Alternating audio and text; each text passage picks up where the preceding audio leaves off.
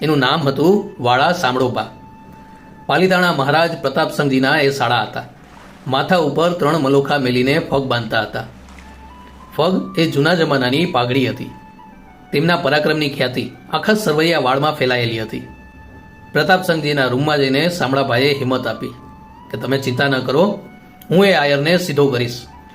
અરે રંગ વાળા ઠાકોર, રંગ છે તમને, કહેતા દરબારને સ્ફૂર્તિ આવી. પણ જેવો ભીમા ગરણિયાનો ચહેરો નજર સામે આવ્યો તે તરત જ બોલ્યા, ત્યાં જવા જેવું નથી હો. તે આયર બહુ પરાક્રમી છે. આમ તો સાવ દુબળો પાતળો છે, સાવ ગરીબડો લાગે, પણ જ્યારે તલવાર હાથમાં લઈએ ત્યારે 3 તાળ જેવડો થઈ જાય છે. તેનું રૂપ જ બદલાઈ જાય છે.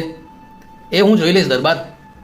પછી સામળોબા 150 સાથીદારો સાથે સાતપડાએ આવ્યા. ત્યાં તો આ વાતના સમાચાર ગામમાં પહોંચી ગયા. પાલીતાણાની સેના સાતપડાનું પશુધન લઈ જાય છે. આયરો બધા જોઈ રહ્યા છે. 150 લડવૈયા છે, તેની સાથે કેમ લડવું? સૌના મોં ઝાંખા પડી ગયા હતા. ત્યાં તો ભીમાની ઘરવાળી બહાર નીકળી.